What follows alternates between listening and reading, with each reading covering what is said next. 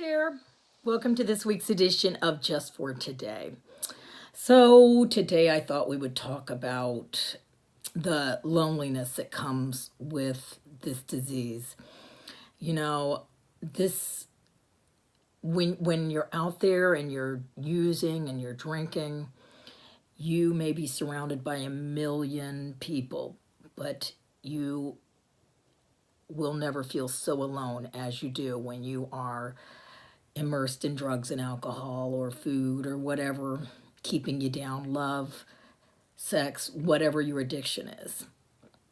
It really is a devastating disease of loneliness. Alcoholics, addicts, we're all very lonely people. And the thing of it is we don't, you would never know it looking at us, because we're out there and we're like, hey, look at me, I'm the life of the party, yay.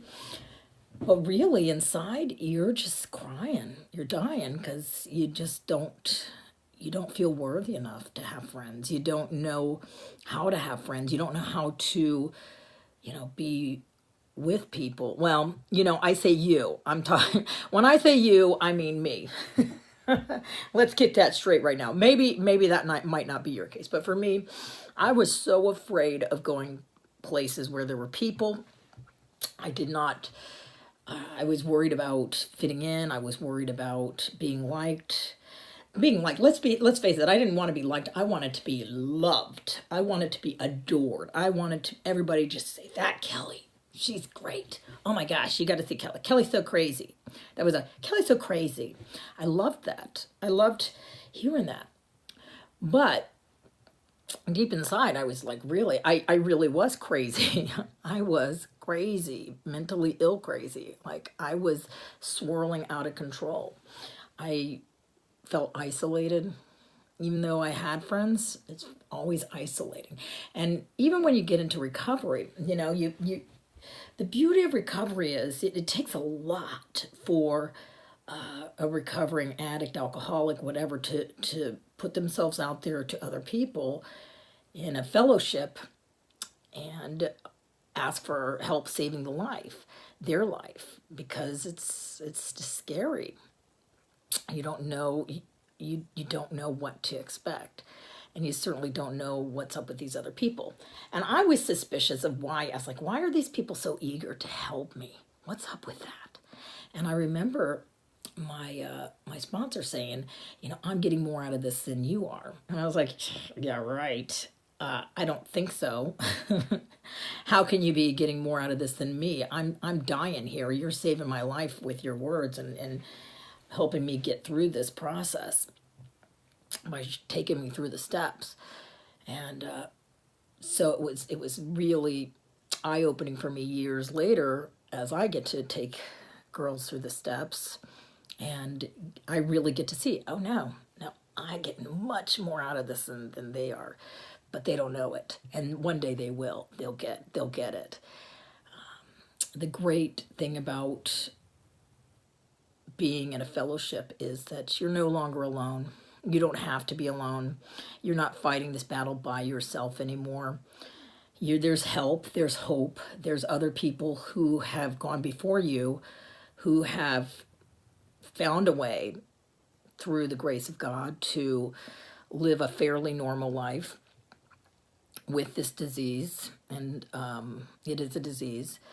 And they've learned to actually have better lives than they would have ever dreamed. My life, all I wanted to do was just quit drinking.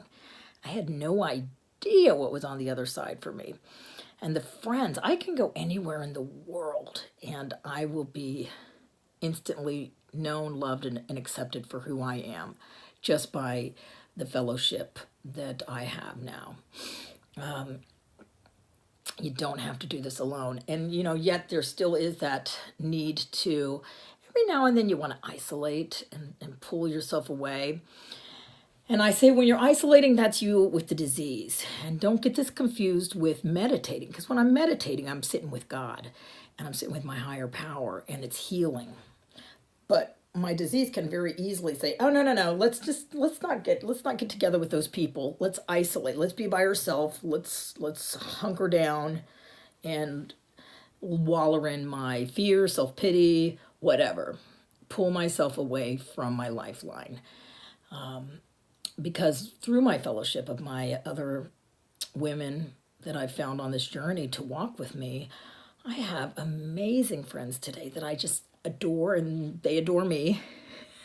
I think, if you're watching it, even if they don't, I adore them. I think they're great. And I've never had friends. I have had friends. And when I first quit drinking, I really quickly found out who my friends were versus my drinking buddies. My friends really wanted me to be okay. My drinking buddies, they wanted me to keep drinking with them and kill myself. And some of them are not alive today as a result of that. But my true friends truly got it and wanted me to be okay. So, the great news is, just for today, you don't have to walk alone anymore. Just for today, you can do this. Just for today, I'm here to tell you it's going to be okay. You've got others who are in the same lifeboat as you, and we're all, by the grace of God, going to be fine if we just stick with God today and stay away from that substance that's trying to kill us. Everything's going to be just fine, just for today. We'll see you later. Bye.